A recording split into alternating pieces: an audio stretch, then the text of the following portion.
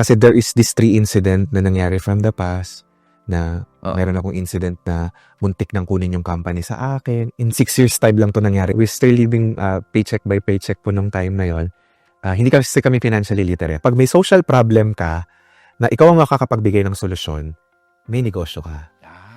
So, ang ganda nung ano na yun. Sabi ko, Tumatak yun sa isip mo. tumatak po sa isip ko. Nung time na yon, yung mga katrabaho ng asawa ko, na puro mga nurses din, may mga anak po sila. Sabi ko, pwede ko rin gawin yun. Yung anak ng mga katrabaho ng asawa ko, kunin ko, tapos ako na lang mag-alaga. Nung kinumpute ko po, siguro mga 5 lang na bata, yung kinikita ko sa corporate job ko, kaya ko kitain. With just 5 to 6 kids.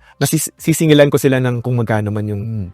Ganon po yung naisip ko. Naisip po ako ng way on how I will be able to convert that activity into a profitable entrepreneurship. So, naghanap ako ng license po sa Abu Dhabi. Yung Talented Children and Development Center.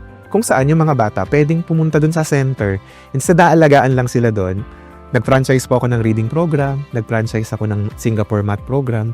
Na yung mga batang to, instead na alagaan lang doon, paglabas nila, magbabasa sila, marunong silang mag-math. From 2 students to 2,300 students right now. Huwag kayong tumigil, magmahal at mag-trust. Okay. Kasi syempre, hindi naman lahat ng tao ay katulad po ng mga tao na sumira ng tiwala namin. Okay.